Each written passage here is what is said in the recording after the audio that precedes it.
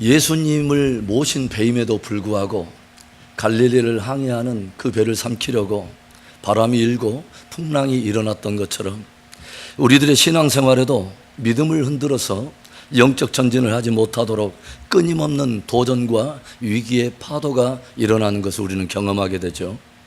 특별히 이 세대에 거대하게 일고 있는 비진리의 파도와 마귀적이고 정욕적인 세속의 풍랑은 마지막 교회, 마지막 성도들의 믿음을 파손시켜서 복음이 약속하고 있는 성도들이 취할 마지막 영광의 승리를 취하지 못하도록 그 수위를 강하게 높이고 있는 것을 우리가 보게 됩니다. 예수님의 생애를 보면요, 늘 주님의 반대편에 서서 가장 복음을 거스리고 대적했던 사람들은 아주 놀랍게도 율법과 전통에 능했던 바리새인과 종교 지도자들, 그리고 적어도 하나님의 말씀을 가르치는 그런 서기관들이었다고 하는 것을 우리가 알게 됩니다. 저들은 주님의 말씀처럼 자신도 구원의 문 안에 들어가지 않을 뿐만 아니라 다른 사람도 들어가지 못하게 만드는 악한 문지기의 역할을 하고 오직 자신들의 야심을 이루기에 거대한 기득권을 형성하고 있는 눈먼 소경이요 악한 지도자들이었음을 우리가 알게 된다고 하는 거죠. 저는 성경 속에서 예수님과 복음에 대해서 반응하는 매우 다양한 사람들의 다양한 반응들을 살펴보면서 정말 복된 신앙은 무엇인가, 정말 복된 믿음의 사람은 누구인가라는 것을 끊임없이 질문해 보게 됩니다. 여러분이 생각할 때는 어떤 신앙인이 복되다고 여러분 생각하십니까? 많은 표적을 경험한 사람이 정말 복된 신앙인일까요?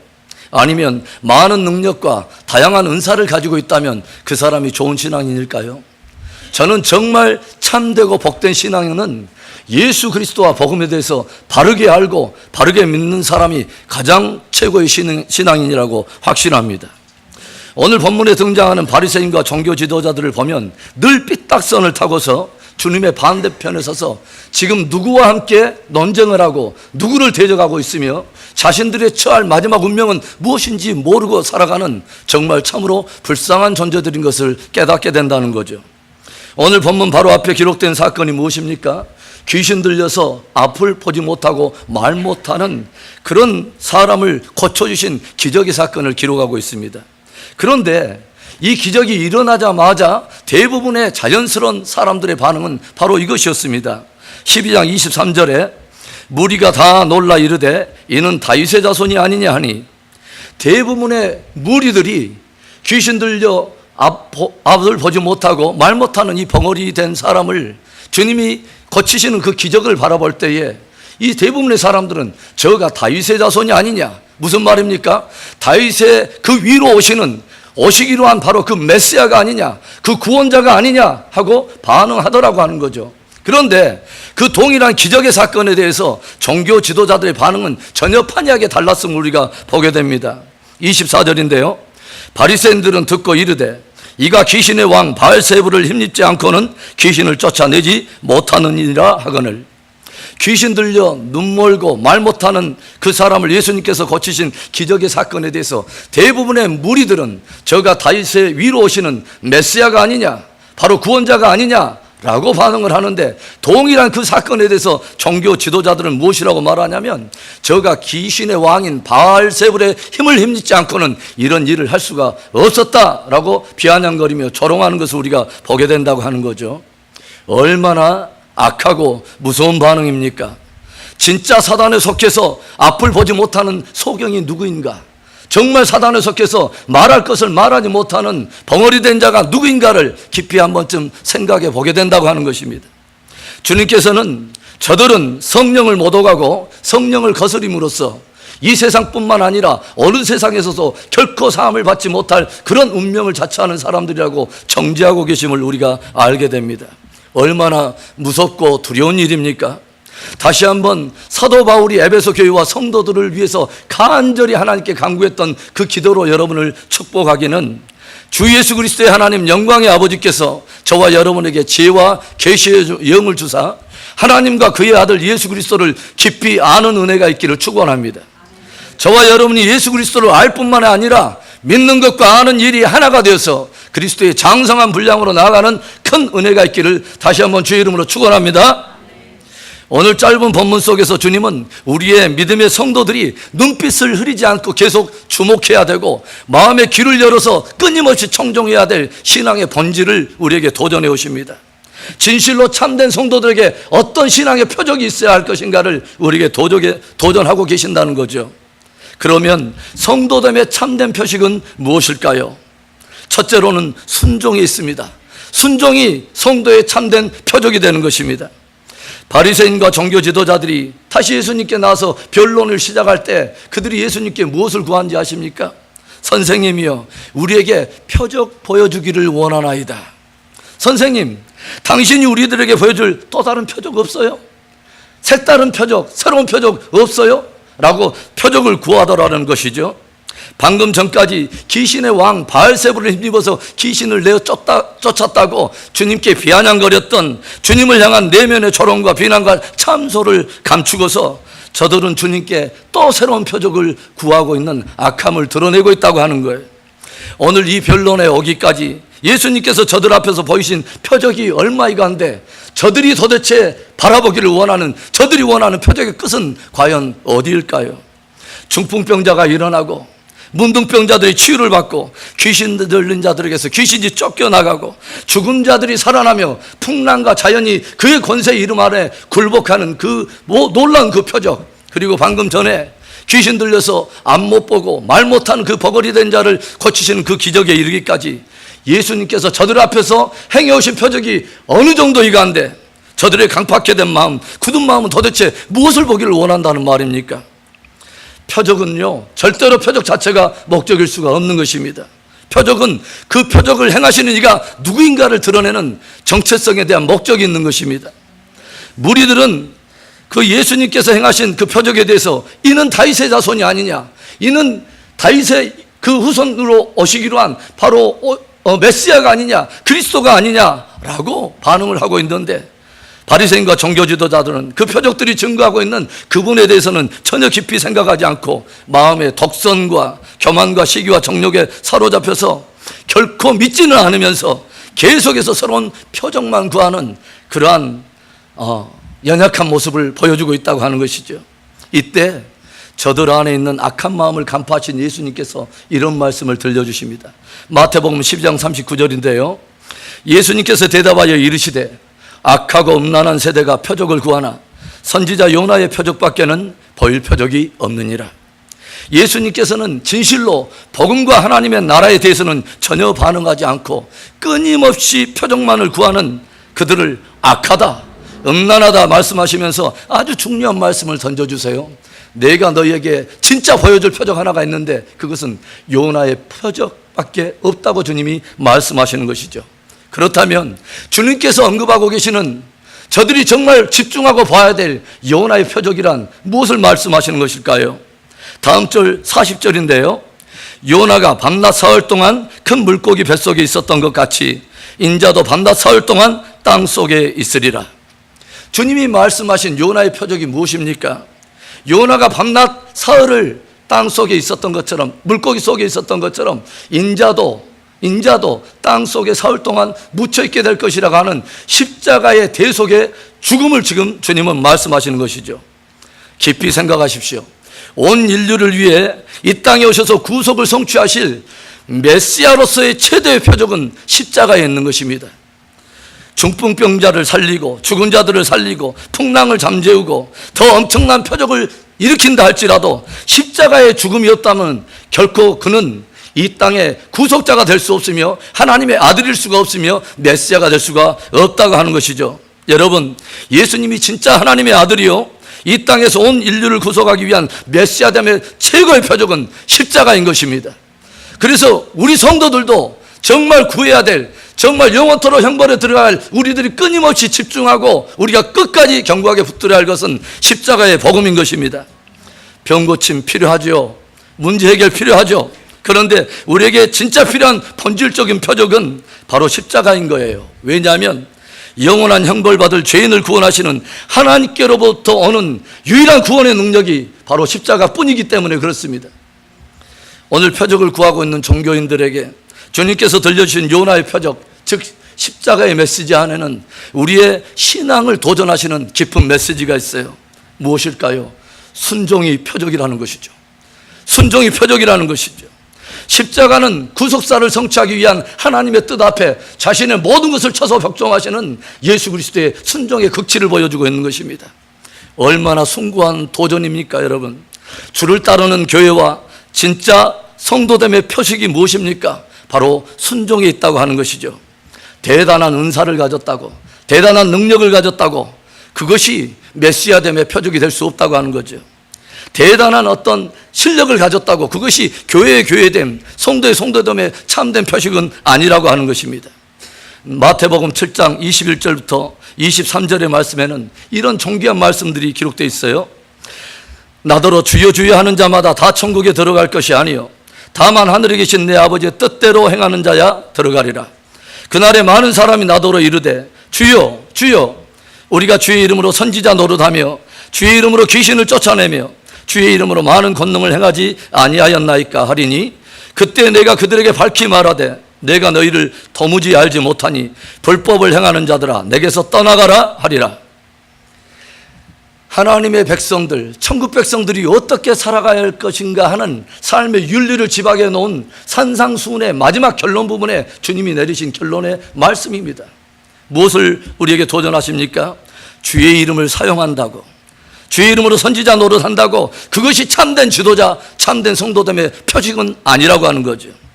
주의 이름으로 귀신을 내어 쫓는다고, 심지어 권능과 표적을 행한다고, 그것이 천국 백성의 표식은 아니더라고 하는 것입니다.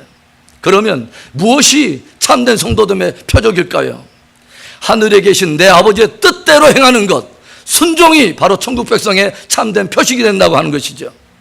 사랑하는 성도 여러분, 오늘 거대하게 풍랑이 일고 여러 위기와 도전들이 우리의 믿음을 함몰하려고 하는 이 거대한 이 악의 어떤 프레임 속에서 저와 여러분은 어떤 표적을 보기를 원하십니까? 무엇에 우리의 믿음의 뿌리를 받기를 원하십니까? 한량하는 은혜와 사랑의 십자가를 붙들고 끝까지 승리하는 은혜가 있기를 축원합니다. 참된 교회됨, 참된 성도됨의 최대 표식인 순종의 신앙으로 하나님을 영화롭게 하며 끝까지 승리하는 우리 공동체 되기를 주의 이름으로 축원합니다. 우리의 믿음을 파손하려고 밀려오는 이 세대의 거대한 풍랑과 위기 속에서 더욱 우리가 주목하고 붙들어야 할 신앙의 본질, 성도됨의 참된 표적은 무엇입니까? 두 번째는 청종하는 것입니다. 주의 진리를 깊이 청종하는 것입니다. 주의 진리를 진짜 하나님의 말씀으로 우리가 청종하는 것이 참된 성도의 표적이 되는 것입니다.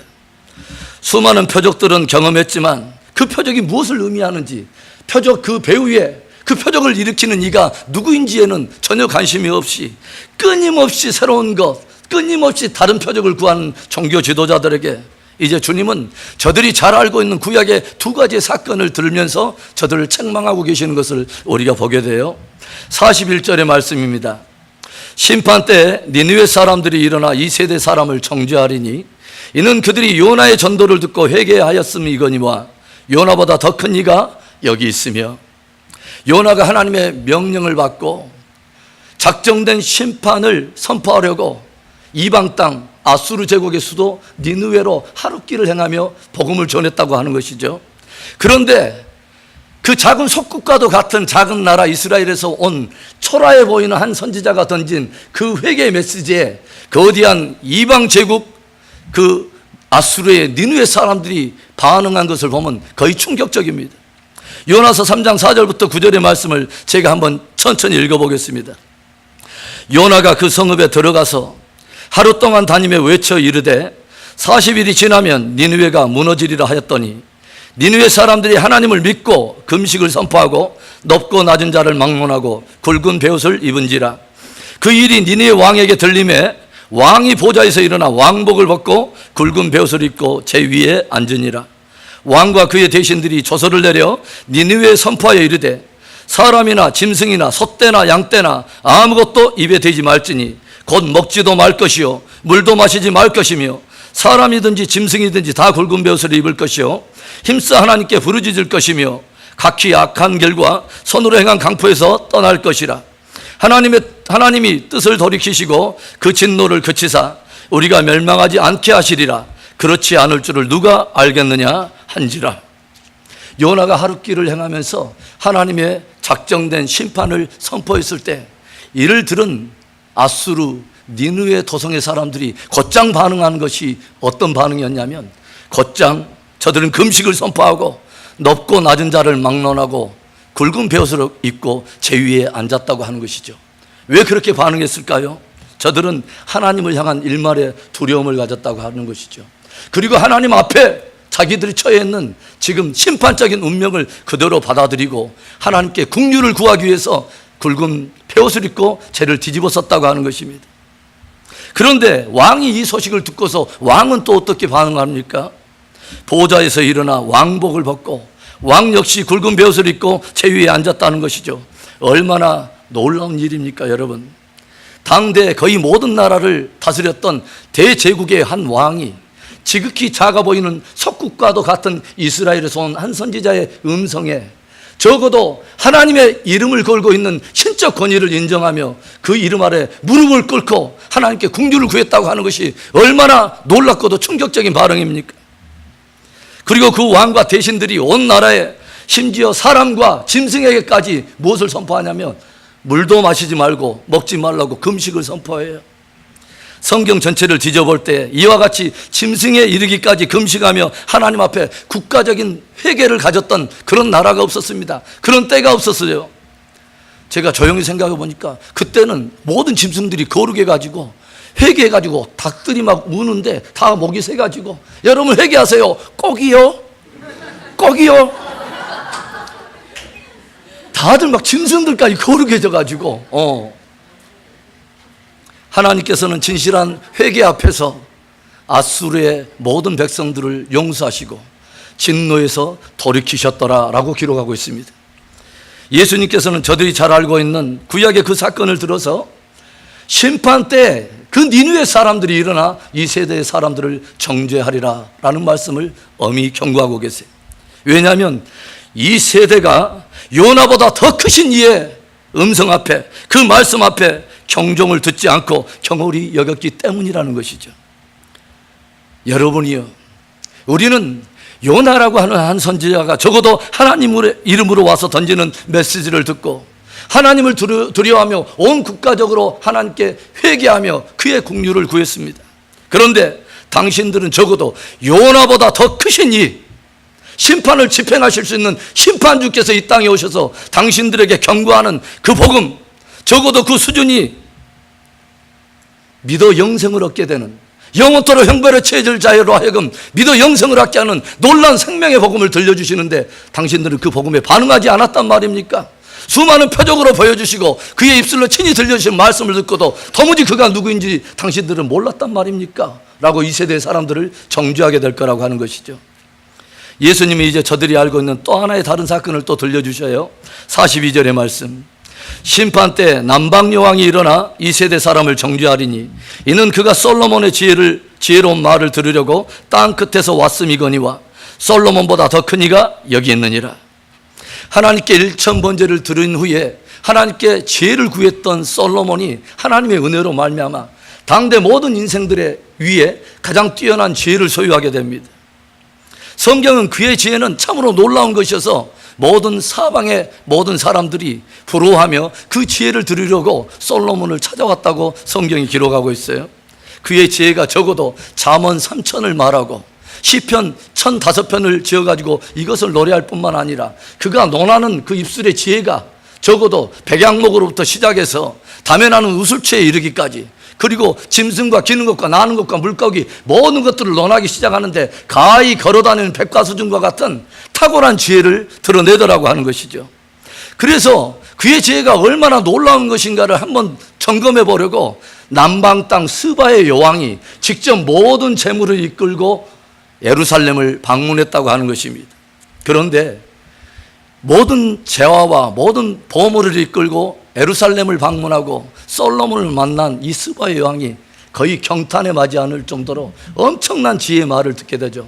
솔로몬의 입술에서 튀어나오는 말들마다 얼마나 옥구슬과 같은 탁월한 그 지혜의 말씀이 흘러나오는지, 그리고 그 지혜대로 그가 지은 백양목 궁이며 여호와의 성전을 바라보면서 계속 연발해서 그를 계속 극찬을 아끼지 않는 것을 우리가 보게 되죠. 내가 내 나라에서 당신의 행위와 지혜에 대해서 내가 소문을 들었는데 내가 듣고도 믿지 아니하였더니 이제는 와서 직접 보니 직접 들으니 내가 들은 것은 절반에 미치지도 못하나니 당신의 그 지혜를 당신의 가까이서 듣는 당신의 백성들은 참으로 복되도다 라는 말을 들려줘요. 열왕기상 10장 8절에 복되도다 당신의 사람들이여, 복되도다 당신의 이 신하들이여, 항상 당신 앞에 서서 당신의 지혜를 들음이로다. 당신 곁에 서서 끊임없이 당신의 입술에서 나오는 놀라운 지혜와 말씀을 듣는 당신의 백성들이 얼마나 복된지. 복되도다 복되도다, 항상 그 지혜의 말씀을 청종하는 당신의 백성들은 참으로 복되도다 경탄하면서 고백을 하고 있다고 하는 거죠. 예수님께서 바로 이 스바의 여왕의 이야기를 들려주면서 심판 때 이 남방 스바 여왕이 일어나 이 세대를 정죄하리라 라는 말씀을 주님이 들려주시는 거예요. 그녀는 솔로몬의 지혜를 들으려고 여왕의 권위를 내려놓고 먼 거리에도 불구하고 자기가 가진 가장 값진 것들을 다 모아가지고 사절단을 이끌고 기어이 한 인생이 가지고 있는 지혜에 청종하려고 왔다고 하는 것이죠. 밭에 감춘 보화를 하나 차지하려고 모든 값진 것들 대가를 다 지불하면서 그것의 가치를 알기 때문에 그 가치에 합당한 모든 대가를 지불하면서 그 지혜를 얻으려고 찾아왔다고 하는 것이죠. 그런데 솔로몬보다 더 큰 이의 지혜, 솔로몬보다 더 큰 분의 진리, 더 큰 분의 말씀을 듣고서도 도무지 청종하지 않는 이 세대의 사람을 남방 그 스바 여왕이 정죄하게 될 거라고 하는 거죠. 여보세요, 아니 나는 한 인생이 소유한 지혜를 들으려고도 모든 대가를 지불하며 그를 청종했는데 당신은 솔로몬보다 훨씬 더 큰 이 지혜의 본체시며 지혜의 왕이신 그분, 말씀과 진리신 주님의 입술에서 나오는 그것도 멸망할 수밖에 없는 인생들을 위해서 끊임없이 들려주는 생명의 진리, 영생의 복음에 대해서 그것을 가볍게 여기고 귀를 막고 청종하지 않았단 말입니까? 당신은 그분의 입술에서 터져나오는 그 진리의 수준을 듣고서도 그가 누군지를 몰랐단 말입니까? 하고 정죄하게 될 거라고 하는 것이죠. 사랑하는 성도 여러분, 오늘 저와 여러분은 주님의 진리에 대해서, 생명의 복음에 대해서, 영원한 지혜의 말씀에 대해서 어떻게 받아들이며 어떻게 반응하고 계십니까? 작은 선지자가 들려주는 말씀이었지만 적어도 하나님이 이름이 거론될 때 신적 권위 앞에 무릎을 꿇어버린 아수르의 왕과 니느웨 그의 사람들, 그리고 한 인생이 가진 지혜의 여왕임에도 불구하고, 자기도 한 나라의 여왕임에도 불구하고 모든 것들을 재물을 이끌고 와서 한 인생의 지혜에 길을 기울였던 바로 그 스바의 여왕. 저와 여러분은 오늘 요나보다 훨씬 더 큰 분, 그리고 스바 여왕이 그렇게 듣기를 사모했던 솔로몬보다 훨씬 더 큰 분, 그분의 영생하는 복음 앞에 우리는 서 있습니다. 어떻게 반응할 것입니까? 전심으로 청종하는 성도됨의 참된 표적이 저와 여러분에게 뚜렷이 드러날 수 있기를 주의 이름으로 축원합니다. 믿음을 파손하려고 밀려오는 이 세대의 풍랑과 위기 속에서 우리가 더욱 주목하고 붙들어야 할 신앙의 본질, 참된 성도의 참된 표적은 무엇일까요? 마지막 세 번째, 경건입니다. 경건이 성도에게 있어야 될 참 표적이 되는 것이죠. 오늘 주님께서는 종교인들과의 변론을 다 마치신 후에 아주 의미심장한 말씀 한마디를 던지면서 이 말씀을 결론을 지으세요. 43절부터 45절의 말씀인데요, 우리 한 목소리를 읽어보겠습니다. 더러운 귀신이 사람에게서 나갔을 때에 물 없는 곳으로 다니며 쉬기를 구하되 쉴 곳을 얻지 못하고 이에 이르되 내가 나온 내 집으로 돌아가리라 하고 와보니 그 집이 비고 청소되고 수리되었거늘 이에 가서 저보다 더 악한 귀신 7을 데리고 들어가서 거하니 그 사람의 나중 형편이 전보다 더욱 심하게 되느니라. 이 악한 세대가 또한 이렇게 되리라. 귀신이 물 없는 곳을 찾아다닌다는 거죠. 귀신은 물 없는 곳을 좋아하나 봐요. 이것은 건조한 장소, 네바다 사막이나 아라비아 사막과 같은 장소의 개념이 아닙니다. 성경에서 물은 세 가지를 보통 의미하는데 하나는 말씀이요, 하나는 은혜요, 하나는 성령인 것입니다. 그래서 귀신이 말씀 없는 곳, 은혜 떠난 심령, 성령 없는 심령을 찾아다니면서 주리를 틀 곳을 찾아다니는데 찾지를 못했다는 거죠. 그래서 이 세상에서 정말 무서운 것이 둘이 있어요. 하나는 빈집이 무서워요. 나는 지금도 빈집에선 자기 싫어요. 내일 모레 아내가 떠나가는데 앞이 캄캄해요. 빈집이 무섭습니다. 그리고 또 하나 무서운 것이 뭔지 아세요? 은혜 떠난 성도가 무서워요. 은혜 있을 때가 성도져요. 은혜가 떠나면 참으로 무서운 게 성도예요. 그런데 은혜 떠난 성도보다 더 무서운 사람이 은혜 떠난 집사예요. 그런데 진짜 무서운 사람 있어요? 은혜 떠난 목사입니다. 귀신이 물 없는 곳, 은혜 없는 곳, 성령이 떠난 곳, 그리고 말씀이 없는 곳을 찾아서 헤매는데 찾지 못하다가 결국은 혹시 해서 자기들이 쫓겨나왔던 그 원래 그 장소, 그 심령을 찾아가 봤다는 거죠. 그런데 이게 웬일이에요? 깨끗이 청소가 되고 비고 수리가 되어 있는 것을 발견합니다. 옳지, 됐다 하고 이번에는 다시는 쫓겨나지 않으리라 하고 더욱 강력하고 악한 7 귀신을 데리고 가서 주류를 틀어버렸다는 거죠. 그랬더니 그 사람의 형편이 처음보다 훨씬 더 악하게 되었다고 하는 거죠. 그러면서 주님이 들려주신 말씀은 악한 세대가 이와 같으리라 라는 말씀을 경종해 주시는 거예요. 어떤 의미일까요? 우리들에게는 끊임없는 경건이 필요하다고 하는 거죠. 끊임없는 경건을 통해서 말씀을 채우고 은혜를 채우고 성령의 충만함을 입는 것이 매우 중요한 일이라고 하는 거죠. 이 경건의 행진이 멈추게 될 때 어떤 일이 일어나게 될까요? 어느덧 마음이 굳어지기 시작해요. 우리의 영혼의 뜰하게 쓴뿌리들이 일어나기 시작하고 강팍해진 심령이 드러나기 시작해요. 과거의 은혜는 하나의 별 가치 없는 빛바랜 경험의 낙엽으로 떨어지고, 나도 예전에 다 경험해 봤어. 그런 은혜 경험하지 않은 사람이 어디 있어? 그런 은혜 안 받은 사람이 어디 있어? 나도 한때는 대단했어. 비아냥거리면서 그 쓴뿌리를 가지고 강팍해 된 마음으로 하루하루 무딘 마음으로 살아가게 된다고 하는 거죠. 은혜의 자리에 대해서 점점 사라지게 되고 성령의 사모함도 없고 웬만한 말씀에는 눈 하나 까딱하지 않는 강팍하고 굳은 심령이 돼서 늘 삐딱선을 타고 주님과 반대편에 서서 살아가는 줄도 모르고 굳은 마음으로 그렇게 살아가게 된다고 하는 거죠. 사도 바울이 믿음의 아들에게 권면하는 아주 강력한 도전이 하나 있어요. 사랑하는 믿음의 아들 디모데야, 망령되고 허탄한 신화를 버리고 경건에 이르도록 내 자신을 연단하라. 육체의 연습은 약간의 유익이 있으나 경건은 범사의 유익하니 금생과 내생에 약속이 있느니라. 놀라운 말씀입니다. 오늘 혹 내가 바로 그 은혜 떠난 심령은 아닙니까? 내가 혹 성령이 떠난 그 사람이 아닙니까? 혹 내가 과거에 빛바른 은혜를 자랑하면서 말씀에서 점점 멀어져가는 그 사람은 아닙니까? 다시 경건의 전진을 위해 믿음의 페달을 밟으시기를 바랍니다. 성도됨의 참된 표적은 여러분 깊이 기억하세요. 경건에 있습니다. 주님 오시는 날까지 경건의 전진을 하며 승리하는 저와 여러분 되시기를 축원합니다.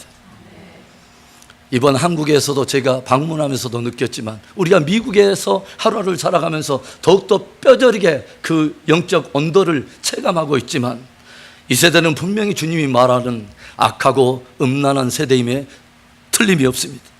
바로 이 세대에 우리가 진짜 붙들어야 될 표적이 무엇이고 우리가 진짜 뿌리를 박아야 될 표적이 무엇입니까? 진짜 교회됨, 성도됨의 참된 표적은 어디에 있는 것입니까?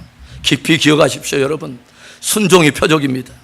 대단한 은사와 능력과 실력과 직분과 이런 것이 표적이 아니라 참된 성도됨의 참 표적은 주의 말씀 앞에, 주님 앞에 나의 자신을 쳐서 순종하는 것이 참된 교회와 성도됨의 참된 표적인 것입니다.